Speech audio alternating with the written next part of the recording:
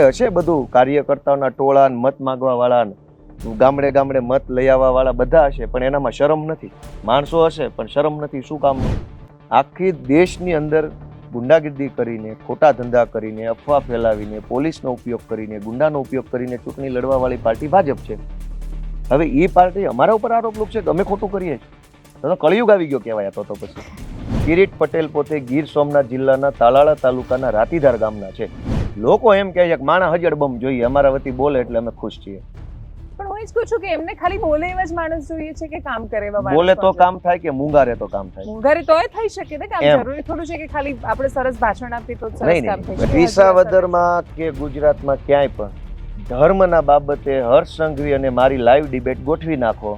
એ ડિબેટમાં હું હારી જાય તો આજીવન લાઈફ ટાઈમ રાજનીતિ છોડી દઈશ. હર્ષભાઈ સાથે જ કેમ ડિબેટ? કેમ કે ગૃહમંત્રી છે. કાલે રાજીનામું આપી દે તો હું મારી જિંદગીમાં એનું નામ નહીં લઉં. વાંદરવડ ગામમાં સહકારી મંડળીના કૌભાંડના કારણે એક ખેડૂતે ગળા ફાંસો ખાઈ લીધો. એ હિન્દુ જ હતો. હર્ષ સંઘવી જાય એના ઘરે ખરખરો કરવા જાવ. બહુ તમે હિન્દુઓના હિતેચ્છુ છો તો એ મરેલા ખેડૂતના ઘરે ખરખરો કરવા વાંદરવડ ગામમાં જઈ બતાવે.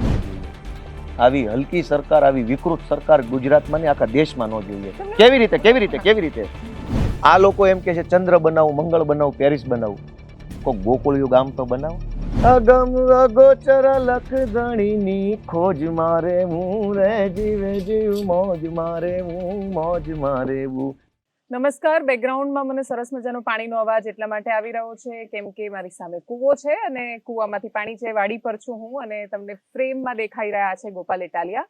ગોપાલ ઇટાલિયા વિસાવદરથી આમ આદમી પાર્ટીના ઉમેદવાર છે. ચૂંટણી લડી રહ્યા છે. સૌથી વધારે સમય જો કોઈ ઉમેદવારને મળ્યો હોય ઇલેક્શનમાં અથવા યુદ્ધમાં તો એ ગોપાલ ઇટાલિયાને મળ્યો છે.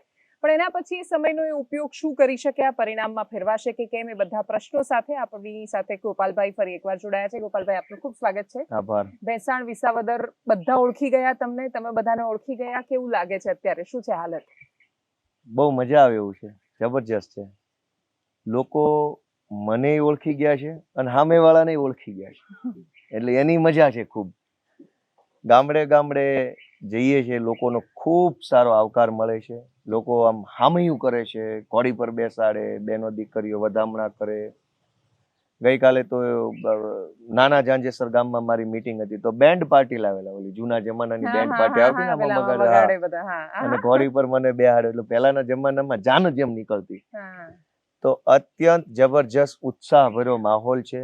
એક એક માણસ આ ચૂંટણી પર્વની અંદર સામેલ થવા માટે આતુરતાથી રાહ જોઈ રહ્યા છે. લોકો એક વિકલ્પ તરીકે, એક પરિવર્તન તરીકે આમ આદમી પાર્ટીને, ગોપાલ ઇટાલિયાને જોઈ રહ્યા છે અને ફૂલ સપોર્ટ આપવા માટેની તૈયારી બતાવી છે. કોંગ્રેસ તમને આ વખતે મદદ કરશે કે નડશે? શું સ્થિતિ? કોંગ્રેસને કઈ રીતે જોઈ રહ્યા છો એ ફેક્ટરને? કોંગ્રેસ તો હંમેશાથી ભાજપને જ મદદ કરે છે ને અમને નાના માણસો થોડા મદદ કરે. એ તમને કે છે એવું કે આમ આદમી પાર્ટી મદદ કરે છે? એ ભલે કે અમે આમ આદમી પાર્ટી નહોતી ત્યારે ગુજરાતમાં શું થતું હતું, ત્યારે કેમ હારી ગયા કોંગ્રેસ વાળા? બહાના બનાવવામાં રાહુલ ગાંધી જેવા નેતાએ ગુજરાતમાં આવીને એવું કીધું કે કોંગ્રેસમાં રેસના ઘોડા અને લગ્નના ઘોડા બધું ભેગું થઈ ગયું છે. એ વાતને 2 મહિના થઈ ગયા. રાહુલ ગાંધી કે ગુજરાત કોંગ્રેસના કોઈ નેતા હજુ નક્કી નથી કરે કે આમાં લગ્નના ઘોડા કેટલા છે ને રેસના કયા છે. એની પાર્ટીમાં રેસના ઘોડા ઓછા હોય ને લગ્નના ઘોડા જાજા હોય અને ચૂંટણીઓ દરેક વખતે હારી જતા હોય અને એ પછી હારનું ઠીકરું અમારા ઉપર ફોડવાનું. એનાથી આગળ રાહુલ ગાંધીએ હમણાં મારા ખ્યાલથી મધ્યપ્રદેશની એક રેલીમાં ભાષણમાં એવું કીધું, રાહુલ ગાંધીએ, કે ગુજરાતમાં કોંગ્રેસના જિલ્લા પ્રમુખો બનાવવાની યાદી બની, એમાં કેટલાક મોટા નેતાના ડ્રાઈવરોના નામ હતા. આ નિવેદન રાહુલ ગાંધીનું છે. હવે મોટા નેતાઓ પોતાના ડ્રાઈવરોને, પટાવાળાને જો જિલ્લા પ્રમુખ બનાવી દે તો ચૂંટણી હારવાના જ છે. અને ચૂંટણી હારી જાય તો કે આમ આદમી પાર્ટી બી ટીમ છે ને ગોપાલ આમ છે ને તેમ છે. ભાઈ તમે તમારા આત્મમંથન કરો ને, તમારું જુઓ, તમારામાં શું ખામી છે ને સુધારો. રાહુલ ગાંધી 2 મહિનાથી કહી ગયા છે લગ્નના ઘોડા, હજુ સુધી નક્કી નથી થયું કે આમાં લગ્નના ઘોડા કેટલા છે. તો અમને મેણા ટોણા મારવાથી કોંગ્રેસને કઈ સારો ફાયદો નહીં થાય. તમે તમારામાં જુઓ ને ભાઈ. પણ અત્યારે જે સ્થિતિ છે, ભારતીય જનતા પાર્ટીની પાસે અત્યારે બહુ ક્લેરિટી છે વિસાવદરમાં. એમના માટે આ પ્રતિષ્ઠાનો પ્રશ્ન છે. મંત્રીમંડળ આખું મેદાને છે. બધા જ લોકો પૂરો પ્રયત્ન કરી રહ્યા છે. મોટા નેતાઓ પણ મેદાને છે. અ, તમારા પણ ખૂબ પ્રિય નેતા ગૃહમંત્રી હર્ષભાઈ સંઘવી એ પણ 2 દિવસથી વિસાવદરમાં છે. એ પણ બહુ સ્પષ્ટતા સાથે પોતાની વાત લોકોની વચ્ચે મૂકી રહ્યા છે.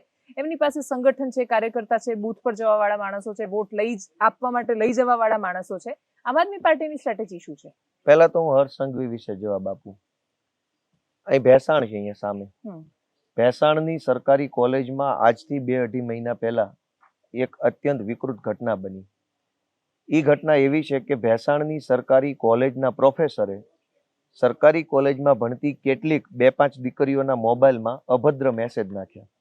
સરકારી પ્રોફેસરે દીકરીઓને એવું કીધું કે હું કહું ત્યાં મળવા આવવાનું, હું કહું એવા તમારે મને ફોટા મોકલવાના વોટ્સએપમાં. દીકરીઓએ એવું કીધું કે સાહેબ અમે ભણવા આવીએ છીએ, આ બધું અમારું કામ નથી, અમારા મા બાપ મહેનત કરીને અમને મોકલે છે, તમે આ બધું રહેવા દો. તો પેલા પ્રોફેસરે વોટ્સએપમાં લખીને એવું મોકલ્યું કે પરીક્ષામાં નપાસ થશો તો ગામમાં શું મોઢું બતાવશો, પાસ થવું છે કે નથી થવું, તો જેમ કહીએ એમ કરો. પરીક્ષામાં પાસ કરવાની ધમકી મારીને દીકરીઓનું સરકારી કોલેજમાં સરકારી પ્રોફેસરે શોષણ કર્યું. એ વાત જગ જાહેર થઈ ગઈ. એ વાતને 2-2.5 મહિના થઈ ગયા. ભેસાણના પોલીસ સ્ટેશનમાં એ લંપટ પ્રોફેસર વિરુદ્ધ એફઆઈઆર નથી થઈ. તો હર્ષ સંઘવી કયા મોઢે ભેસાણમાં આવીને મત માગે છે? ભાઈ તમારી પોલીસ લંપટ પ્રોફેસરો જે સરકારી શિક્ષણના ધામની અંદર આવા ધંધા કરે છે એની ઉપર એફઆઈઆર તો પોલીસ કરતી નથી. તો હર્ષ સંઘવી કયા મોઢે અહીંયા ભેસાણના લોકો પાસે મત માગે છે, હું એમ કહું છું. અને દાખલા તરીકે દેવાંશી બેન દીકરી કે એના પપ્પા કે એનું કુટુંબ ફરિયાદ આપવા રાજી ન હોય કે અમારું તકલીફ પડશે, તો સરકાર તરફે પીઆઈ કેમ ફરિયાદી નથી બનતા? કોલેજનું એડમિનિસ્ટ્રેશન, કોલેજનો પ્રિન્સિપાલ કે કોલેજના જે હેડ ઓફ ડિપાર્ટમેન્ટ હોય એ કેમ ફરિયાદી નથી બનતા? 2-2 મહિનાથી આવા લંપટ પ્રોફેસર વિરુદ્ધ આવડી મોટી ભાજપની સરકારને હર્ષ સંઘવી એક એફઆઈઆર નથી કરી શકતા અને અહીં વિસાવદરમાં મત માગવા આવી ગયા છે હર્ષ સંઘવી. આટલી બધી બેશરમી તો એની પાસે હશે બધું, કાર્યકર્તાઓના ટોળા, મત માગવા વાળા, ગામડે ગામડે મત લઈ આવવા વાળા બધા હશે, પણ એનામાં શરમ નથી. માણસો હશે પણ શરમ નથી. શું કામનું? નૈતિકતા નથી એનામાં, પ્રમાણિકતા નથી. કે કમસે કમ આવા લંપટ માણસોની ઉપર તો એફઆઈઆર થવી જોઈએ. પોલીસે સરઘસ કાઢીને ઉઠા પાડ નાખવા જોઈએ એના. તો એની પાસે સંગઠન છે, ટોળું હશે, પૈસા છે, બધું જ છે, પણ એનામાં શરમ નથી. બસ આટલો જ મુદ્દો છે. સુરતમાં એક સંમેલન મળ્યું અને સુરતમાં પણ વિસાવદરના જે લોકો છે એ ભેગા થયા. સીઆર પાટીલ હતા, હર્ષદ રીબડિયા, ભૂપત ભાયાણી સહિતના નેતાઓ, એટલે તમારા પણ જૂના સાથી, એ ખૂબ એગ્રેસિવલી બોલી રહ્યા છે, આક્રમકતાથી કહી રહ્યા છે, મંગળ ને ચંદ્ર ને બધું બનાવવાની પણ વાત કરી રહ્યા છે. પેરિસ પણ બનવા જઈ રહ્યું છે વિસાવદર આવનારા સમયમાં જો ભારતીય જનતા પાર્ટી જીતશે તો એના રસ્તા, એવું એમના ઉમેદવારનું કહેવું છે. પ્રશ્ન એ છે કે એમની પાસે તો એ જવાબ છે કે ભાઈ મને 2.5 વર્ષ મળશે તો મારી પાસે આ 5 કામોની યાદી છે કે હું આટલા કરીને બતાવીશ. એમાં સિંચાઈ યોજનાની વાત, ડેમની વાત, રસ્તાની વાત. ગોપાલ ઇટાલિયા પાસે આવેદન પત્ર આપીશ કે આંદોલન કરીશ એ સિવાય શું જવાબ છે? હું તો એમ કહું છું કે ગુજરાતમાં સરકાર 40 વર્ષથી ભાજપની છે. કામ જ કરવાના હોતા તો અત્યાર સુધી થઈ ગયો હતો. કાનાવડલાનો ડેમ જે છે એ 20-30 વર્ષથી નથી બન્યો. ઉમરાળીનો ડેમ જે છે એ પણ લોચામાં પડેલો છે. એવા અનેક કામ છે. સાસણથી વિસાવદરનો રસ્તો છે એ છેલ્લા 15-20 વર્ષથી ટલ્લે ચડી ગયેલો છે. દરેક કામ 20-20, 30-30 વર્ષ જૂનું કામ છે. આજકાલનું કામ નથી. આ 20 વર્ષથી પેન્ડિંગ છે. 15 વર્ષથી અહીંના સાંસદ ભાજપના છે, રાજેશભાઈ ચુડાસમા. કિરીટભાઈ પટેલ જીતીને આમ કરશે ને તેમ કરશે એ છોડો. 15 વર્ષથી જે સાંસદ છે એને ભેસાણમાં કે વિસાવદરમાં જે 10 કામ કર્યા એનું લિસ્ટ તો કિરીટ પટેલ આપે. તમારો સાંસદ 15 વર્ષથી છે, તમારી સરકાર 10 વર્ષથી છે, કેન્દ્ર સરકાર લેવલના 10 કામ તો બતાવો. ભેસાણની અંદર રેલવે સ્ટેશનની ખાસ જરૂર છે, કેમ કે આ બધી રીતે એક એવી જગ્યા છે, અહીંયા ટુરિસ્ટ પ્લેસ છે, અહીંયા ખેતીનું સેન્ટર છે, જુનાગઢથી નજીક છે, અહીંયા ગિરનાર નજીક છે, અહીં રેલવે સ્ટેશનની જરૂર છે, અહીં એક જીઆઈડીસીની જરૂર છે. કાં ન થયું અત્યાર સુધી? હવે તમે 200 દિવસમાં પેરિસ બનાવી દેવામાં બધું, પણ આટલા વર્ષથી તમારી સરકાર છે. બીજું કે કિરીટભાઈ પટેલ જુનાગઢ જિલ્લા ભાજપના 10 વર્ષથી અધ્યક્ષ છે. ભાજપની સિસ્ટમ એવી છે કે ભાજપના સંગઠનમાં ધારાસભ્ય કરતા પણ મોટી હેસિયત જિલ્લા પ્રમુખની ગણાય છે. કેમ કે ધારાસભ્ય કરતા મોટો પાવર પાર્ટીના હોદ્દા પાસે હોય. ભાજપમાં આ છે. 10 વર્ષ જિલ્લા પ્રમુખ રહ્યા ને, તો બતાવો તમારા 10 કામ 10 વર્ષમાં કે કયું એવું કામ વિસાવદર ભેસાણના લોકો માટે કર્યું. 10 વર્ષ જિલ્લા પ્રમુખ રહ્યા, કંઈ કામ કર્યું નથી. 15 વર્ષથી સાંસદ સભ્ય છે, કશું જ કામ કર્યું નથી. 2 ટર્મથી ભાજપની જિલ્લા પંચાયત બેઠી છે, કશું જ કહેવા જેવું કામ નથી. 15 20 વર્ષથી અહીંયા સત્તામાં બધે છે. માત્ર ધારાસભ્યને બાદ કરતા તમામ સત્તાઓ ભાજપ પાસે છે. યુનિવર્સિટીની સત્તા, એપીએમસીની સત્તા, જિલ્લા સંઘની સત્તા, સાવજ ડેરીની સત્તા, જિલ્લા સહકારી બેંકની સત્તા, તાલુકા પંચાયત, જિલ્લા પંચાયત, નગરપાલિકા, આ તમામ સત્તા ભાજપ પાસે છે. માત્ર ધારાસભ્ય બાકી છે. હવે એમ કહે છે કે ધારાસભ્ય બનીશ તો બધું કામ કરી નાખીશ, તો બાકીની બધી જગ્યાએ ભાજપ ચૂંટાયું એનું શું? એનું તો કોઈ કામ નથી. ગોપાલ ઇટાલિયા શું કરશે? ગોપાલ ઇટાલિયા આ પંથકની જનતાના પોલિસી લેવલના જે કાંઈ કામો છે, જેમ કે ઇકો ઝોન, જેમ કે નવી જમીન માપણી, જેમ કે ખાતરની અછત, જેમ કે 100 વારિયા પ્લોટ, જેમ કે બીપીએલ કાર્ડ, જેમ કે સરકારી શાળામાં શિક્ષકો, જેમ કે સરકારી દવાખાનામાં ડોક્ટરોની અછત, જેમ કે ગામડાઓમાં બસ નથી આવતી, જેમ કે સૌની યોજનાનું પાણી, એ બાબતે હું લડાઈ લડીશ, પૂરી તાકાતથી અવાજ ઉઠાવીશ. એમની તો સરકાર છે, એ કરવાના હોતા તો કરી નાખ્યું હોત. હું કરીશ એ કામ, હું અવાજ ઉઠાવીશ, લડીશ અને લોકોને કરી બતાવીશ. આમ આદમી પાર્ટી ખાસો બધો સોશિયલ મીડિયાનો સહારો લઈ રહી છે, જે દરેક પાર્ટી લેતી હોય છે, પણ એનો દુરુપયોગ પણ ખાસો બધો થઈ રહ્યો છે. એવો આરોપ લગાવી રહ્યા છે નેતાઓ કે 300 જેટલા એવા ફેક અકાઉન્ટ્સ બનાવેલા છે. કોઈકનું નામ રાખી દીધું કે આ રાણપરિયાને, આ સોજિત્રાને, અને પછી એ લોકો ફેક કોમેન્ટ સતત કરી રહ્યા છે, નેગેટિવ માહોલ બનાવી રહ્યા છે, ઓડિયો ક્લિપ વાયરલ કરી રહ્યા છે. એટલે જેમ જયેશ રાદડિયાની એમના પીએની એક ઓડિયો ક્લિપ વાયરલ થઈ, તો એ નેતા આમ આદમી પાર્ટીના જ છે. એમને ફોન ગયો પણ એવી રીતે વાત કરીને કરી રહ્યા છે જાણે સામાન્ય માણસો એ રીતે બોલી રહ્યા હોય. તો ભારતીય જનતા પાર્ટી 2014માં જે રીતે સોશિયલ મીડિયાનો ઉપયોગ કરતી હતી, આમ આદમી પાર્ટી અત્યારે 22માં પણ એ રીતે ઉપયોગ કર્યો. તમે અત્યારે પેટા ચૂંટણીમાં પણ એ રીતે કરી રહ્યા છો. પણ તમને શું લાગે છે, એનો ફાયદો મળવાનો છે તમને? નહીં, અમે એવું કરતા જ નથી. અચ્છા, અમે એવું કરતા જ નથી. અમારી પાસે ક્યાં એટલું માણસો છે, અમારી પાસે ક્યાં એટલા પૈસા છે? અમને સોશિયલ મીડિયામાં દેવાંશીબેન જે સપોર્ટ મળે છે તો સ્વયંભૂ છે. અમારી પાસે ક્યાં આઈટી સેલની ફોજ છે? આવી બધી ફેક કોમેન્ટિંગ, ફેક આઈડી ને એવું બધું કરાવવું. ટીમ નથી આવી.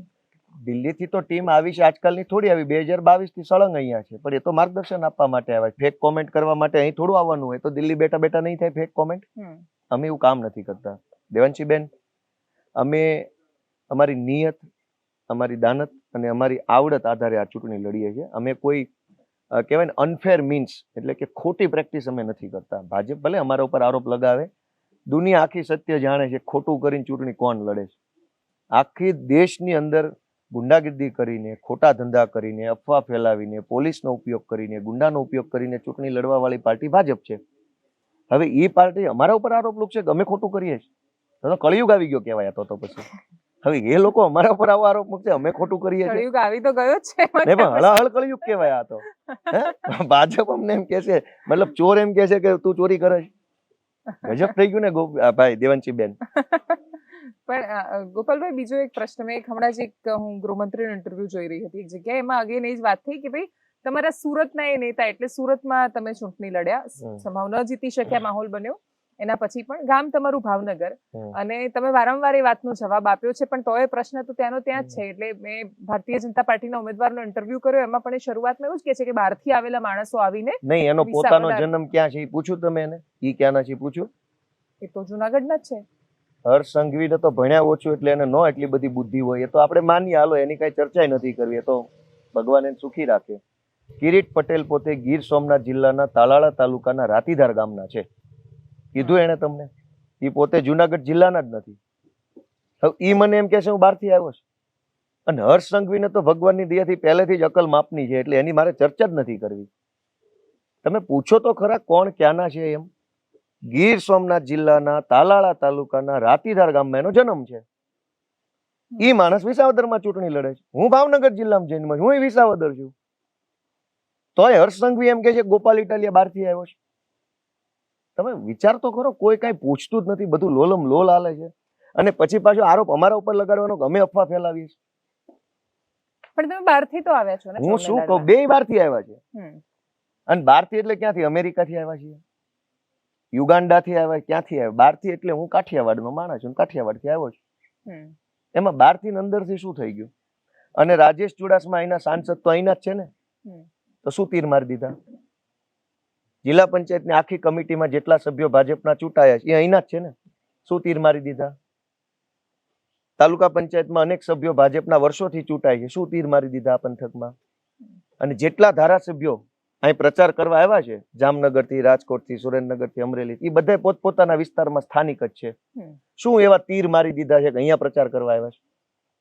સરકારના ધારાસભ્ય છે, એ એમ કે છે ને સરકાર અમારી છે, કામ કરશું, ચિઠ્ઠી લખી દઈશું. અમરેલી હોય કે જામનગર હોય કે બીજા જે કાંઈ ધારાસભ્ય આવ્યા એને કેટલી ચિઠ્ઠીઓ લખી, પંથકમાં પેરિસ જેવા કેટલા રોડ બનાવ્યા અને કેટલા એવા કામ કરી નાખ્યા સ્થાનિક તરીકે અહીંયા આવ્યા છે. દેવાંશીબેન, મુદ્દો એ છે જ નહીં કે માણસ સ્થાનિક છે ક્યાંનો છે, મુદ્દો એ છે કામનો છે કે નકામનો છે. સ્થાનિક હોય કામનો ન હોય શું કરશો? હાલો તમે મને કહો. અનેક ધારાસભ્યો સ્થાનિક છે ભાજપના, મોઢેથી માખ નથી ઉડાડી શકતા. અમારી દેશી ભાષામાં કહેવત છે, ઢીલો માણસ ને એમ કે મોઢે માખ નથી ઉડતા, અને હું લઈને આવ્યા છું. મોઢે માખું ન ઉડતી હોય એવા માણસો ધારાસભ્ય ભાજપના બનીને બેઠા છે. સ્થાનિક હું હગો ભાઈ હોય તો કામ ન હું.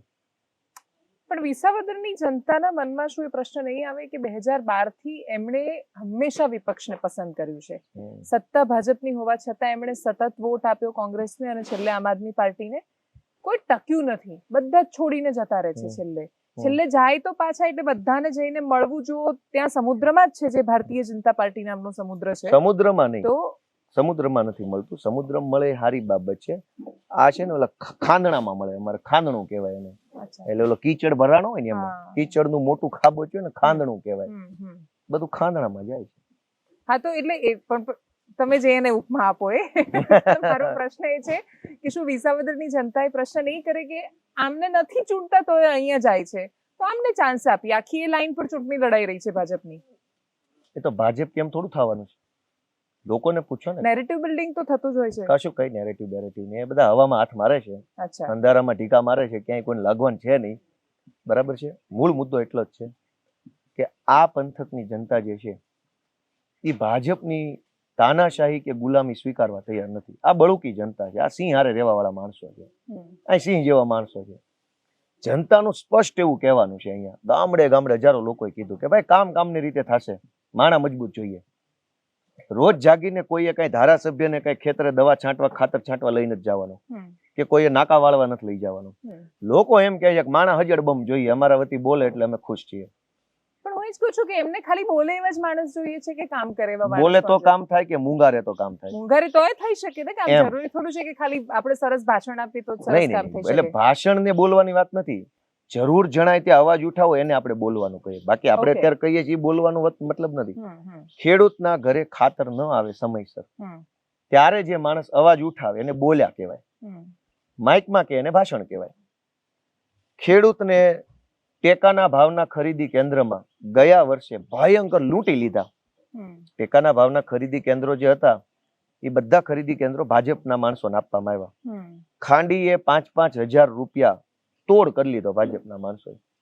ત્યારે કોઈ બોલ્યું નહીં. સ્થાનિક સાંસદ સભ્ય, સ્થાનિક જિલ્લા સભ્ય કેમ બોલ્યા નહીં? તો લોકો એમ કે છે અમને જરૂર પડે ત્યારે બોલવાનું છે, બસ, બાકી બધું હાલ્યા કરશે. બોલતા તો છે નહીં કોઈ. ગયા વર્ષે અતિવૃષ્ટિ થઈ, 140% કરતા વધુ વરસાદ આ પંથકમાં આવ્યો. ખેડૂતોને મજૂરી ગઈ, દવા ગઈ, ખાતર ગયું, બિયારણ ગયું, આટલી વસ્તુનું નુકસાન ગયું, પાથરા તણાઈ ગયા. સ્થાનિક અહીંયા અનેક નેતાઓ છે ભાજપના, સાંસદ સભ્ય સ્થાનિક, જિલ્લા પંચાયતની આખી કમિટી સ્થાનિક, નગરપાલિકા સ્થાનિક. કેમ કોઈ અવાજ ન ઉઠાવ્યો? કેમ કોઈ બોલ્યું નહીં કે અમારા ખેડૂતને બિયારણમાં, ખાતરમાં, દવામાં નુકસાન ગયું છે તો કાણી કોડીની સહાય આપો? અહીંના લોકો એમ કહે છે બોલવો જોઈએ અમારો માણસ, અમને જરૂર પડે, અમે અટવાઈએ, અમને તકલીફ હોય ત્યારે અવાજ ઉઠાવવો જોઈએ. અને અહીંનું કામ જ એ છે, અવાજ ઉઠાવવું ને એ જ કામ છે. મારે અહીંયા ગયો દોવા નથી આવવાનું ખેડૂતના ઘરે. મારે એ ખેડૂતને તકલીફ પડે ખેતીમાં ત્યારે બોલવાનું. એ જ તો ધારાસભ્યનું કામ અહીંયાના લોકો ઈચ્છે છે. ધારાસભ્ય પાસે શું કામ છે કે ભાઈ તમારે બોલવાનું છે જરૂર જણાય ત્યાં, અને બોલશો તો કામ તો ઓટોમેટિક થવાનું છે. ભાજપના ધારાસભ્યો બોલી શકતા નથી કેમ કે બધાએ દબી દીધા. ભાજપમાં એવી સિસ્ટમ છે દેવાંશીબેન કે બોલવાનું નહીં. કોઈ બોલે તો ટિકિટો કપાઈ જાય છે. આ ઇકો ઝોનની લડાઈ આટલી ચાલી, તમે કહો છો ને ચિઠ્ઠી લખવું કે હું સત્તા પક્ષનો ધારાસભ્ય વિપક્ષમાં આંદોલન કરવું, એ તો ફિલોસોફી છે. ઇકો ઝોનની લડાઈ હાલી, કેટલા ધારાસભ્યો સરકારને ચિઠ્ઠી લખી? એ કોર્ટમાં જે ઉમેદવાર છે કોર્ટમાં PIL માં. ખોટી વાત છે. હું વકીલ છું, બેહાડી દો મારી સામે, હાલો જેને ઇકો ઝોનની બહુ માહિતી હોય ને ડિબેટ થઈ જાય લાઈવ કેમેરા સામે. તમે જૂઠી એક નહીં, એક મિનિટ, ચિઠ્ઠી લખું હું સત્તા પક્ષનો ધારાસભ્ય જો ચિઠ્ઠી લખીશ, લખવી હતી ને ઇકો ઝોનમાં ચિઠ્ઠી કેમ ન લખી? ઇકો ઝોન નાબૂદ કરો. તાલાળાના ધારાસભ્ય ભાજપના છે, ગીર ગઢડાના ભાજપના છે, મેંદરડા માણાવદરના ભાજપના છે, માંગરોળના ધારાસભ્ય ભાજપના છે, કેશોદના ભાજપના છે, ધારી ખાંભા બગસરાના ભાજપના છે. આટલી વિસ્તારમાં ઇકોઝોન આવે છે. એટલે 7-8 એટલે ધારાસભ્ય તમારે રદ કરાવવો છે ઇકોઝોન, ખેડૂતોએ રદ કરાવો છે. અને ખેડૂતો રદ કરાવશે તો રદ કરાવવા માંગે છે તો ચિઠ્ઠી શું એ કેમ ન લખી? સમજાવવાનું? પ્રશ્ન શું છે? ચિઠ્ઠી લખીશું, સરકારનો ધારાસભ્ય બનીશ તો ચિઠ્ઠીથી કામ થશે, આંદોલન નહીં કરવું પડે. તો લખો ને ચિઠ્ઠી, પેલા લખો તો ખરા. રદ થાય ન થાય પછીનો મુદ્દો. ચિઠ્ઠી કાં ન લખી? એ પણ એ લોકો તો ખૂબ રજૂઆત કરવા માટે આવ્યા છે. ચિઠ્ઠી ભાજપના લખવાની વાત નેતાઓ. છે. હા દેવાંશીબેન, હા. ચિઠ્ઠી લખવાની વાત છે. હમ. કાં ન લખી? ધારાસભ્યના લેટર પેડ પ્રતિ શ્રી મુખ્યમંત્રી હું ફલાણા ભાઈ આ ચિઠ્ઠી લખું છું, કરી નાખો, રદ જાઓ.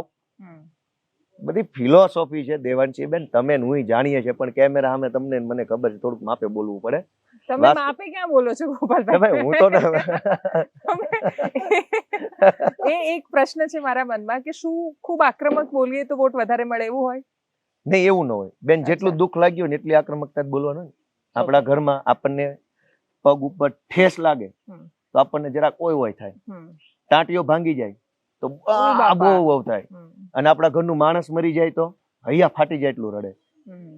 તો આક્રોશની તીવ્રતા છે ને એ પીડાની તીવ્રતાની ડેન્સિટી છે. હમ. જેટલી પીડા એટલો આક્રોશ. મત વધુ મળે કે ઓછા મળે એ ભગવાન ભણી છે, હમ. જનતા નક્કી કરશે.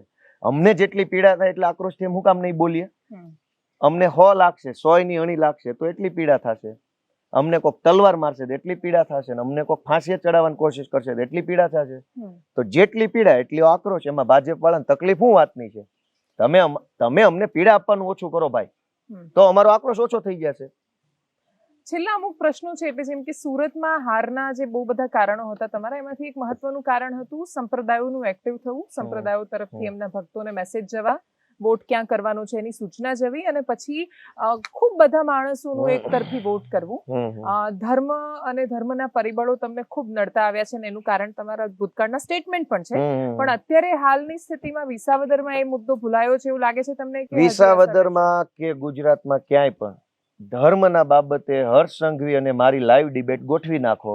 એ ડિબેટમાં હું હારી જઈશ તો આજીવન લાઈફ ટાઈમ રાજનીતિ છોડી દઈશ. તમારે હર્ષભાઈ સાથે જ કેમ debate કેમ કે કરવી છે? ગૃહમંત્રી છે, કાલે રાજીનામું આપી દે તો હું મારી જિંદગી એનું નામ નહીં લઉં.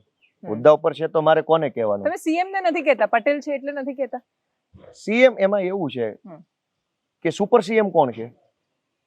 સીએમ કરતા 4 ગણી વધુ ફાંકા ફોજદારી કોણ કરે છે ગુજરાતમાં? સીએમ ફાંકા ફોજદારી ભાઈ પટેલ છે, પટેલ નથી. કેમ? આનંદીબેન પટેલ હતા, અમે તો બોલ્યા જ હતા ને વિરોધમાં.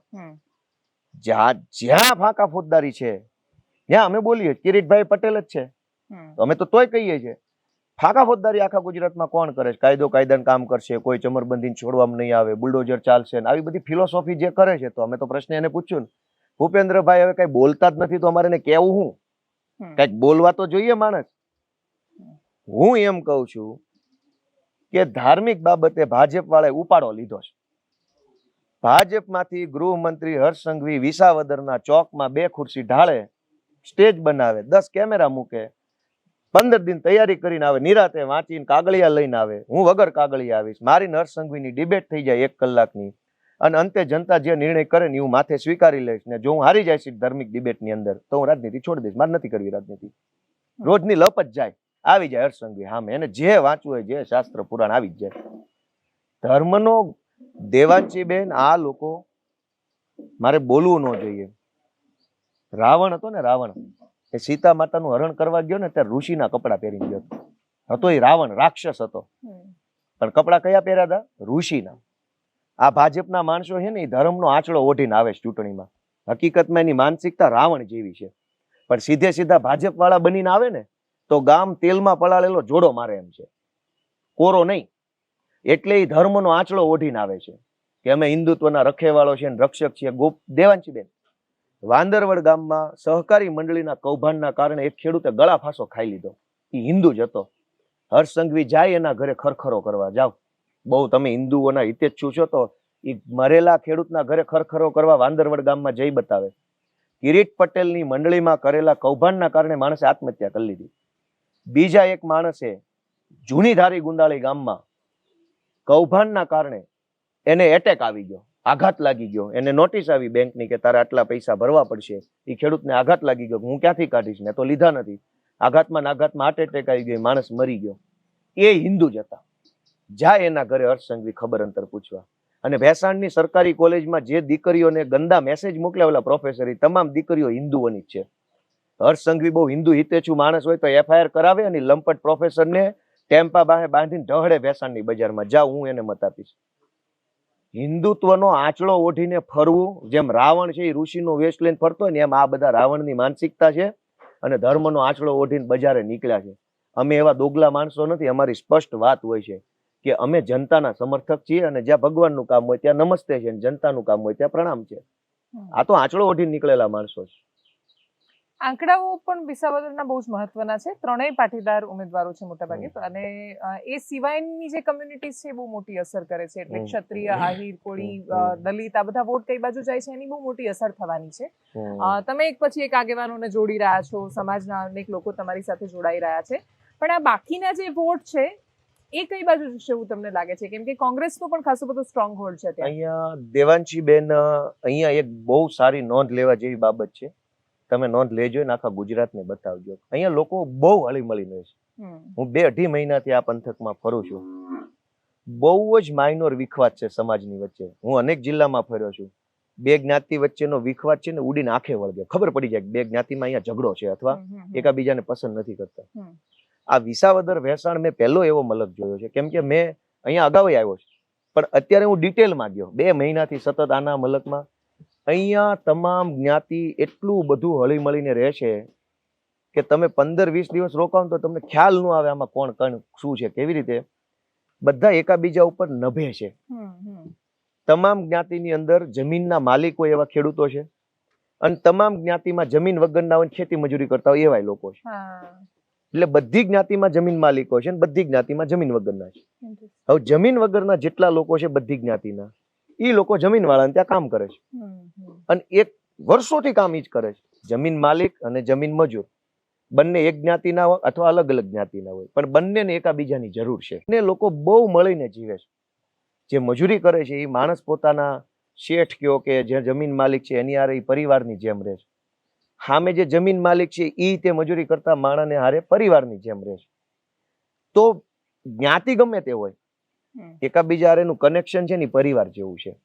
એટલે આખું ગામ બેસીને અહીંયા નક્કી કરે છે. આખા ગામના બધી જ્ઞાતિના 5 આગેવાન આવે, નિર્ણય કરે કે ભાઈ આપણે આ વખતે ગોપાલભાઈને મત આપવો છે. તો બધી જ્ઞાતિના 5-5 આગેવાન હોય, સારું વાંધો નહીં ભાઈ તમે કહો એમ.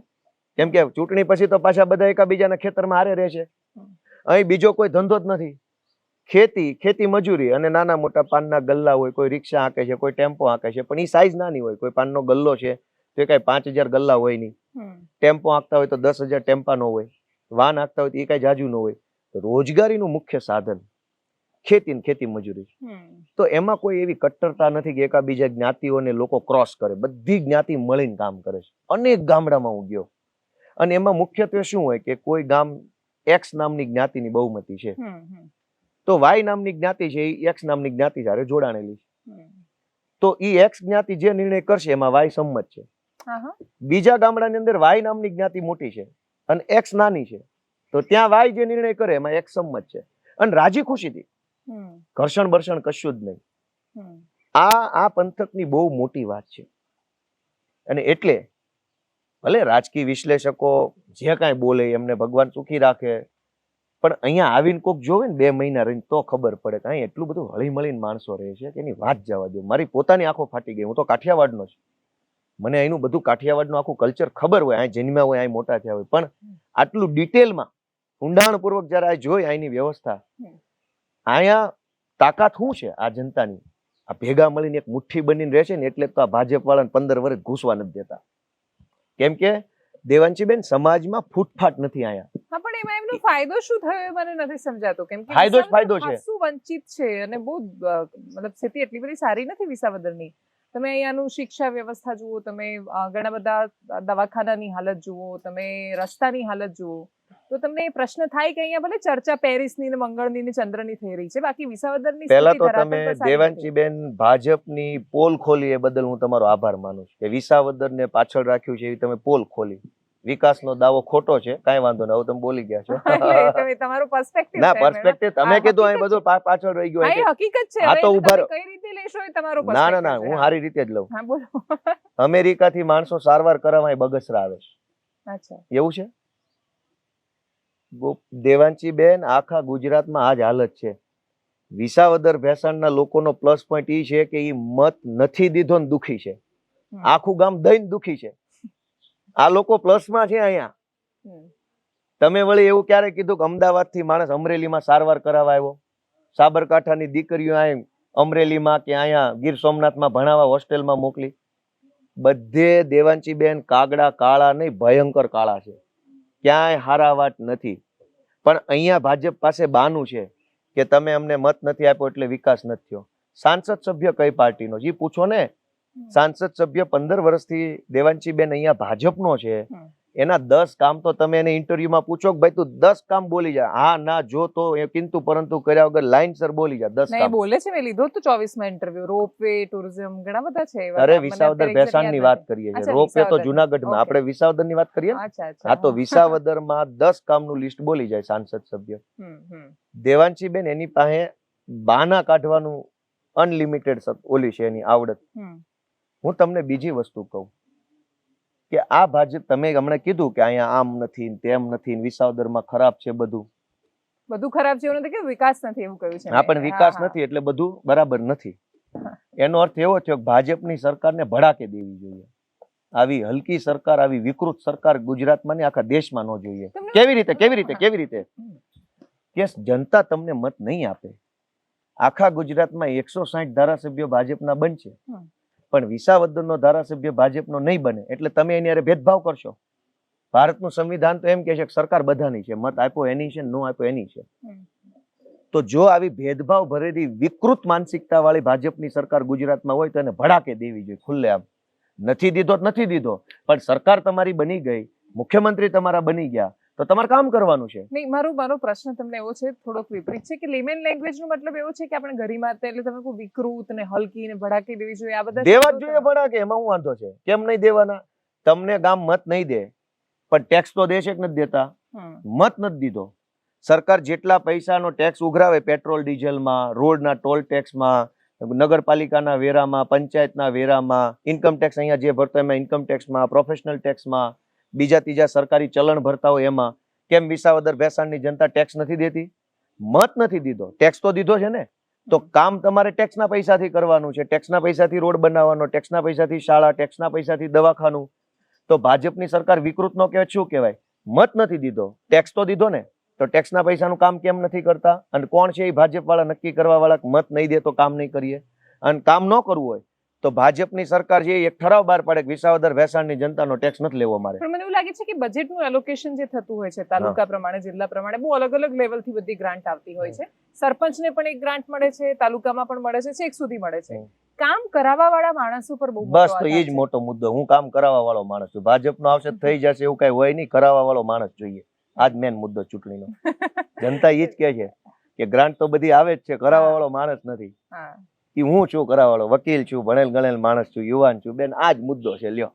અને આટલી બધી પેરિસની ને ફ્રાન્સની ને ચંદ્રમંગળની ચર્ચાઓ થઈ રહી છે આ ચૂંટણીમાં, તો જેમ યુએસમાં ડિબેટ થતી હોય છે કેન્ડિડેટ્સ વચ્ચે, એ રીતે તમારી ઈચ્છા ખરી? 1000% ઈચ્છા છે. હું તો કહું કરાવો, વિસાવદરના સરદાર ચોકની અંદર કરાવો. હું કિરીટભાઈ આમને સામને ચર્ચા કરી લઈએ. વિસાવદર નીતિન રાણપરિયાને બી રાખીશું ને? એનું પછી નિરાતે રાખીએ. પેલા અમારું બેનું તો પતવા દો. અચ્છા. તમે એક વસ્તુ સમજો કે આ વિસાવદરની ધરતી પરથી કેશુબાપા જેવા આગેવાન ગુજરાતના મુખ્યમંત્રી બન્યા. અને એમનો પાયાનો વિચાર શું હતો? ગામડાની સલામતી, ગામડાની સમૃદ્ધિ અને ગામડાની સુરક્ષા. આ એમનો પાયાનો વિચાર હતો. એ પાયાના વિચારને ધરાતલ પર લાવવા માટે ગોકુળિયું ગામ યોજના બનાવી. આ લોકો એમ કે છે ચંદ્ર બનાવું, મંગળ બનાવું, પેરિસ બનાવું. કોઈક ગોકુળિયું ગામ તો બનાવો, ગામડું તો બનાવો કોઈક ગોકુળિયું, જ્યાં બધા માણસો પોતાની હક અધિકાર મેળવી શકતા હોય, જ્યાં રોડ હારા હોય, જ્યાં દવાખાનામાં ડોક્ટર હોય, જ્યાં શાળામાં શિક્ષક હોય, જ્યાં ગામમાં બસ આવતી હોય. એવું ગોકુળિયું ગામ તો બનાવો. પેરિસ ને મંગળ ને બધું પછી નિરાતનું રાખો. પણ આ લોકો પાસે દેવાંશીબેન કોઈ મુદ્દો નથી, કશું જ નથી. હવામાં હાથ મારે છે, હવામાં આમ ઢીકા મારે છે, કોઈને વાગે એમ નથી. આ સત્ય છે આ ચૂંટણીનું. અને જનતાએ, આ પંથકની જનતાના દેવાંશીબેન આપણે વખાણ કરવા પડે. વખાણ એટલા માટે કરવા પડે કે ભાજપના લાખ પ્રયત્નો પછી તે આ પંથકની જનતા ભાજપ સામે ઝૂકી નથી, સરેન્ડર નથી કર્યું. ભાજપ શું ઈચ્છે છે કે તમે સરેન્ડર થઈ જાઓ, નમી જાઓ અમને. શું કામ ભાઈ? બળુકા માણસો છે, હાથ મહેનતથી કમાઈને ખાય છે. ભાજપનો હરામની પાવલી નથી જોતી ને સરકારનું અધિકારનું હોય જો મૂકવું નથી તો શું કામ સરેન્ડર ભાજપ સામે થઈ જાય? ભાજપે તમને ભલે યોગ્ય ન લાગે, મેં તમને અગાઉ કીધું જેટલી અમારી પીડા છે એટલી જ અમારા શબ્દોમાં આક્રોશ હશે. એટલે અમારા આક્રોશને અમારી પીડાની ડેન્સિટી સાથે સરખાવવાનો રહેશે. આ પંથકની જનતા અરે ભાજપે બદલાની ભાવનાથી કામ કર્યું કે તમે અમને મત નહીં દો તો અમે તમારો ધારાસભ્ય તોડી નાખશું. અને એવું એક વાર નહીં, બે વાર નહીં, અનેક વખત કર્યું. જેટલા જીતે એટલા તોડી ફોડીને લઈ જાય. મૂળ તો અપમાન થયું ને. તમે એ સહન કેમ નથી કરી શકતા? સામેવાળા પક્ષને મત આપી દીધો જનતાએ તો એને સહન કરો. તકલીફ શું છે? તોડી શું કામ નાખો? અને આ વખતે અમે કીધું છે કે CR પાટીલમાં કે ભાજપની સરકારમાં દમ હોય તો ગોપાલ ઇટાલિયન તોડી ફોડી બતાવે. જોઈએ એનામ શું પાણી છે. બધા થોડા એવા હોય, કોક કઈક અમારી જેવાય ન હોય. હલે નહીં, અમે અમારી પોઝિશનથી હલશું નહીં, દેવાંશીબેન. અને એટલે જો ગોપાલ ઇટાલિયા પૈસાથી વેચાતો મળતો હોત ને તો 400 જણાની ટોળી અહીં ન ઉતારી હોત, હર્ષ સંઘવી અહીં ન આવ્યો, સીધો રોકડો વહીવટ કરીને વાત પૂરી કરી નાખી હોત. ગોપાલ ઇટાલિયા પૈસાથી નથી મળતો ને એટલે આખી સરકાર અહીંયા આટા મારે.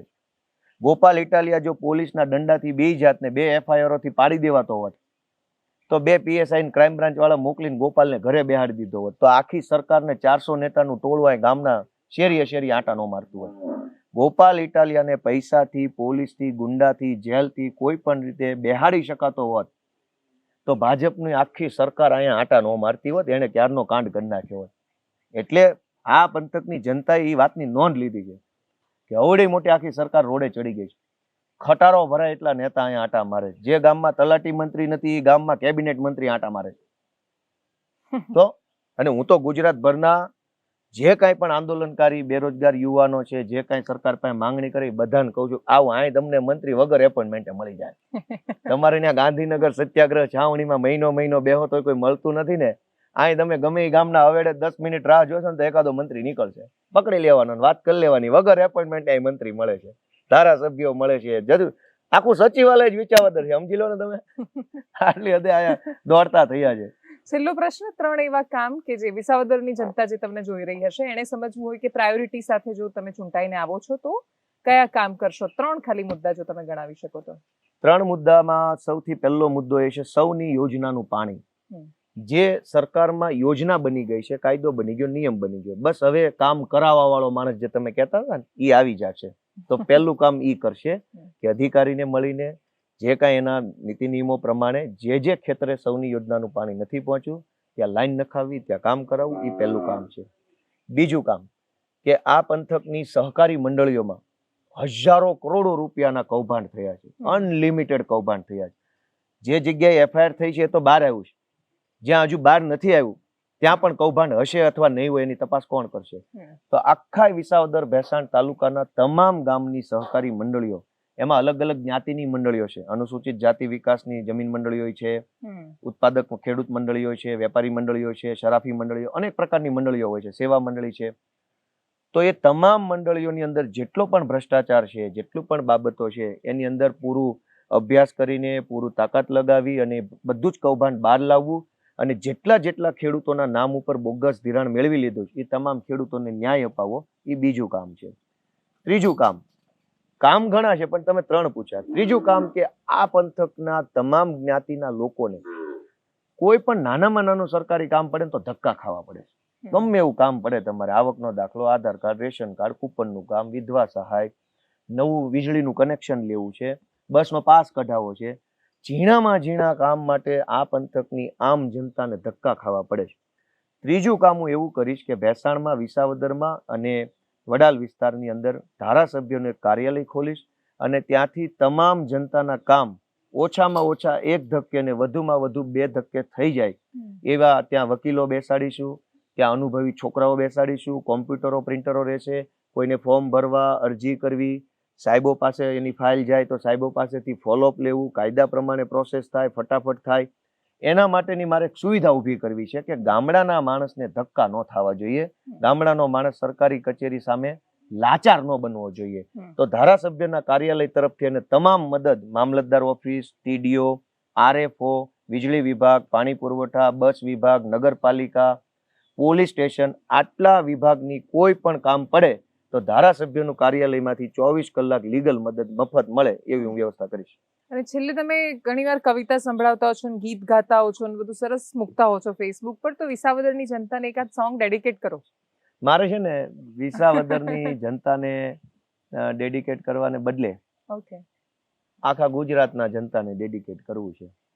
મોજમાં રેવું, મોજમાં રેવું, મોજમાં રેવું રે, મોજમાં રેવું, મોજમાં રેવું, મોજમાં રેવું રે, અગમ અગોચર લખધણીની ખોજમાં રેવું રે, જીવે જીવ મોજમાં રેવું, મોજમાં રેવું, મોજમાં રેવું રે, મોજમાં રેવું.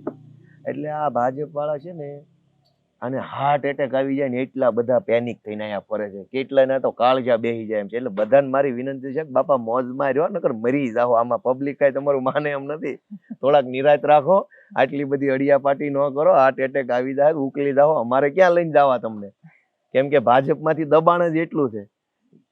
ગામમાં શું થયું છે દેવાંશી બેન, હું ગામમાં જાઉં તો ગામ મારું હામૈયું કરે છે, હામૈયું કાઢે છે. ગોપાલભાઈ આવા હામૈયું, ભાજપ વાળા જાય તો ગામ હામું થાય છે, ગયા નહીં. એટલે મારા બેટા પ્રેશરમાં છે, બ્લડ પ્રેશર વધી ગયા કેટલા ભાજપ વાળાના. એક આઈનું સરસ ભજન છે, તારો રે ભરોસો અમને ભારી રે, હજી એવો ગરવો દાતા, ગિરનારી રે બાબો ગિરનારી. વાહ, ખૂબ ખૂબ આભાર Gopalbhai. Thank you so much for joining us. જે વિસાવદરની જનતા માટે શ્રેષ્ઠ હશે, જનતા એને પસંદ કરશે. તમને ખૂબ શુભેચ્છાઓ Thank you, ચૂંટણી માટે. ખૂબ ખૂબ થેન્ક આભાર. યુ.